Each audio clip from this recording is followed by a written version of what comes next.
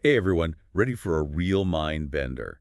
We're about to explore how chaos can lead to order, even life itself. Yeah. We're going deep with John Gribben's deep simplicity, and you've sent us bits from all over the book. Yeah, we've got everything from basic physics to the Gaia hypothesis. It's going to be wild. Our goal today, to help you grasp these big ideas, see the surprising links between them and leave you thinking, whoa, I never saw it that way before. It's like complexity boot camp, but, without the push-ups. Exactly. So Gribben starts us way back with the scientific revolution. Remember the whole debate about whether the Earth went around the sun? Huge shift. It was a turning point for sure. I mean, figures like Martin Luther, they really resisted this new idea. Yeah, going against what everyone had always believed. But Galileo, he had that famous line, the Bible shows the way to go to heaven, not the way the heavens go. Science was already challenging those long-held beliefs, even way back then. And that's a theme we see again and again throughout history, isn't it? Those early scientists, Galileo, Kepler, Newton, they really built the foundation for what we call classical physics. They did, but their methods were just as important as the discoveries themselves. Right, like the way they approach things. Observation, experimentation, testing their ideas against reality. That's the scientific method in action. And look what it led to. Galileo figuring out acceleration, Kepler cracking the code of planetary orbits, Newton giving us those laws of motion and gravity. It's incredible how each discovery kind of built on the last. Yeah. But they weren't afraid to use simple models to get started either, right? Like the whole thing about a world without friction. Exactly. That doesn't really exist. But It's a starting point. Scientists use these idealized models, and then they add in the real-world messiness, like a rough sketch before you get into the details. makes sense. But even with those simple models and Newton's brilliant laws, there are some things they just couldn't solve. No. Like the three-body problem, right? Trying to figure out how three objects orbiting each other would move. Yeah, that one gets messy fast. Right, like way more complicated than you'd think. And it highlights a key point here. Even with our best theories, some systems are just inherently unpredictable over really long periods. Newtonian physics, it works great for a lot of things, but it's not a perfect crystal ball. No predicting the future for millions of years, huh? Nope. And then things got even more interesting with Maxwell and his work on electromagnetism. Oh yeah, that was a game changer. Absolutely. Those equations he came up with, they're elegant, powerful, but they point to something strange about time. They suggest that processes should be reversible, like rewinding a film. Okay, that's weird, right? Because in our everyday life, time only moves forward. Exactly, and that's the head-scratcher. So how do we make sense of that? Yeah, how do you reconcile these contradictory ideas about time? That's where entropy comes in. Think of it this way. You have a perfectly ordered deck of cards. Shuffle them, what happens? Well, they get all mixed up, obviously. Yeah. They become disordered, right? Entropy is a measure of that disorder. And the universe, it has this natural tendency to go from order to chaos. Entropy tends to increase over time. So entropy is kind of like the arrow of time, always pointing toward more messiness. That's a great way to put it, and it's a big question in physics. How do you reconcile those reversible laws that govern tiny particles with this irreversible increase in entropy in the larger world? Yeah, it's like there's this disconnect between the micro world and the macro world. And that brings us to chaos theory, right? That idea that even simple rules can lead to totally unpredictable outcomes. Exactly. It's not just about things being random. Chaos theory says that even systems with fixed rules, like physics, they can be incredibly sensitive to their starting conditions. Even a tiny difference at the beginning can lead to totally different results down the line. So that's the butterfly effect. Butterfly flaps its wings in Brazil, causes a tornado in Texas. It's a great image, right? It shows the limits of prediction, even when we understand the basic rules. So we might be able to predict the weather for the next few days. But good luck predicting it a year from now. Exactly. But here's where it gets even more mind-blowing. Chaos isn't just about unpredictability, it's also a source of creativity, of complexity. Hold on, so you're telling me chaos can actually create order? That seems completely backwards. It's not that chaos directly creates order. It's more like systems on the edge of chaos. They're primed for these complex patterns to emerge. Imagine a constantly changing landscape. Okay, I'm picturing a landscape, but how does that connect to order? Think of it like this. The system's always being nudged away from this perfectly balanced, unchanging state. These nudges that could be random or caused by energy flowing through, they force the system to explore new possibilities. Like shaking up a snow globe. All that settled snow gets disturbed, it forms new patterns. Perfect analogy. And sometimes these disturbances, they lead to spontaneous order, like snowflakes, right? Intricate patterns forming from water molecules. So instead of everything going to chaos, it's more like this dance between order and disorder. That's it. And this dance is especially important when we start talking about life, which is, the ultimate example of order emerging from this chaotic mix of molecules. So we've got this universe where chaos can actually spark complexity, even something as intricate as life. Yeah. But how do we get from, simple patterns to, well, US? That's where Darwin's theory of evolution by natural selection comes in. But first, it's super important to remember evolution itself is an observable fact. Right, it's happening all the time. We see it all around us.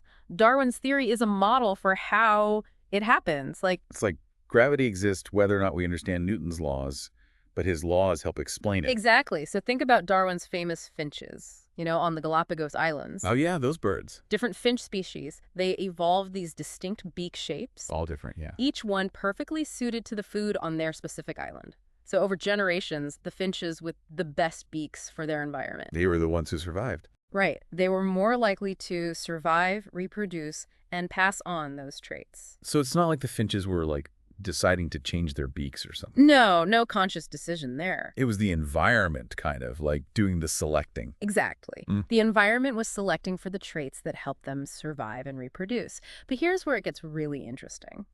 Natural selection, it's not just about individual species changing on their own. Right, there's a whole ecosystem. It's about species interacting, constantly shaping the evolutionary landscape. So it's more like a dance between all these different species. That's a great way to put it. And we can actually use game theory to understand this.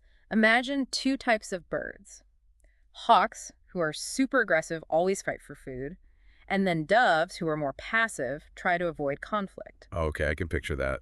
So a hawk meets a dove, easy win for the hawk, right? Gets the food. But what happens when a hawk meets another hawk? Oh, that's got to be a fight. It is. And they could get hurt, even if one of them wins. Doves, they save energy by not fighting, but they might miss out on meals. So is there even a best strategy? Sounds like it depends on what everyone else is doing. You got it. Game theory shows us that the success of any strategy, it depends on what the rest of the population is doing. This leads to these dynamic shifts, the hawk and dove populations kind of going up and down over time, constantly adapting to each other. So evolution isn't about reaching one perfect state of fitness. It's more like navigating this landscape that keeps changing. You nailed it. That's a fantastic way to picture it. And in fact, scientists call this the Red Queen effect. Species are constantly evolving, not just to get ahead, but just to keep up with the other species they're interacting with. It's Like running on a treadmill, you're working hard but staying in the same place. Exactly. And this brings us back to that chaos idea from earlier. Remember that sand pile model? Yeah, the one where adding just a few grains of sand can set off those huge avalanches. Right. It showed how these complex systems can be sensitive to even tiny changes. So even a small thing can have big consequences. That's the point. And this same idea applies to ecosystems.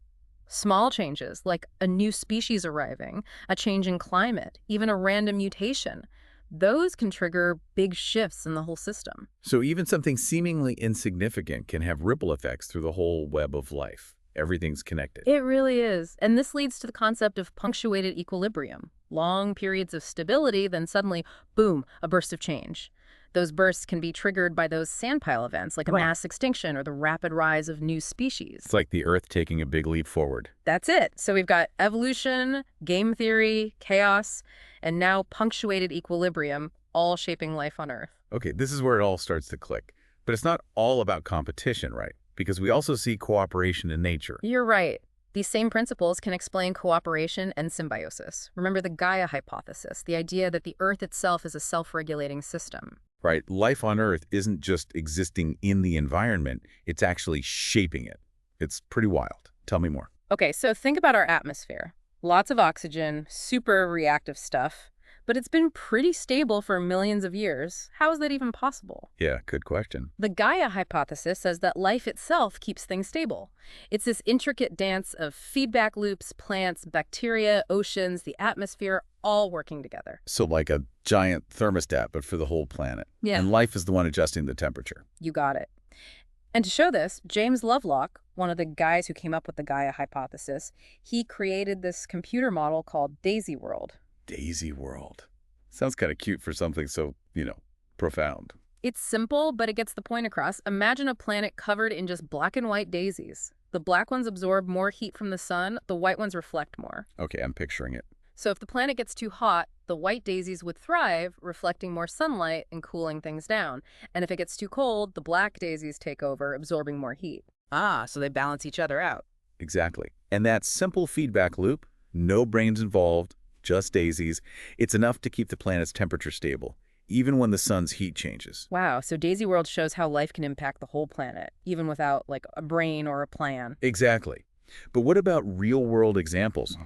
Well, one cool one involves the oceans and a compound called dimethyl sulfide, or DMS. It's produced by marine algae. Okay, tiny algae in the ocean, releasing a chemical. How does that affect the whole Earth? Well, DMS in the atmosphere, it helps form clouds. And clouds reflect sunlight back into space, cooling the planet. So these tiny algae are messing with the global climate. That's crazy. It is. But it's not just cooling. DMS also moves sulfur from the oceans to the land, where it's essential for life. So it's this hidden connection between the oceans, the atmosphere, and life on land. Amazing. But if the Earth is this self-regulating system, how do we explain things like ice ages? Those seem like pretty big disruptions. Great question. And Lovelock actually suggests that even ice ages could be part of Gaia's self-regulation. Maybe they're triggered by external factors like changes in Earth's orbit. Okay, so something kicks it off. But they're also influenced by feedback loops involving life. So life might actually be making those ice ages worse. It's a possibility. For example, during cooler periods, you have more wind-blown dust carrying iron from the continents to the oceans.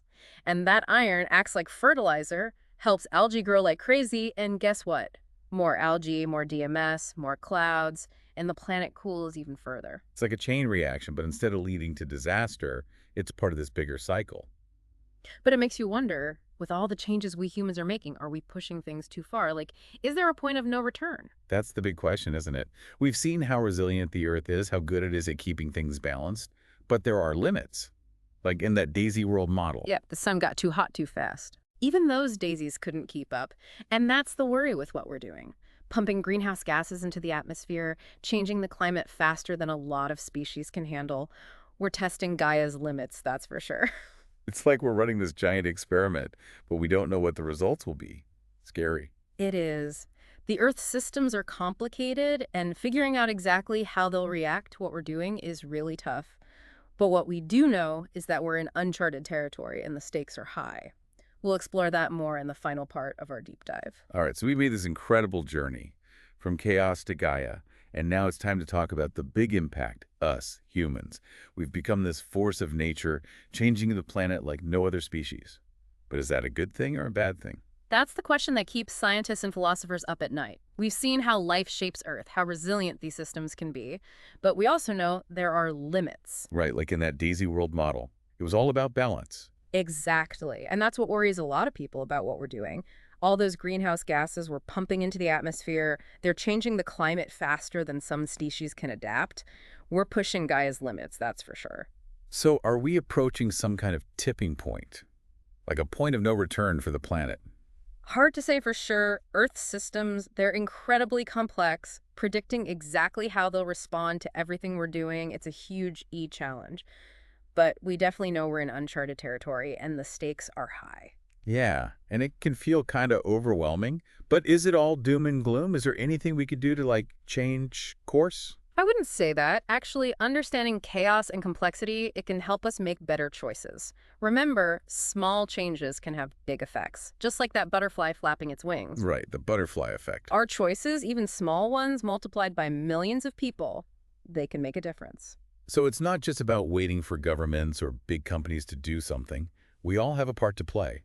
Exactly. Every choice we make, the food we eat, how we get around, it all adds up. And it's not just individual actions. It's about working together, pushing for policies that put the planet first.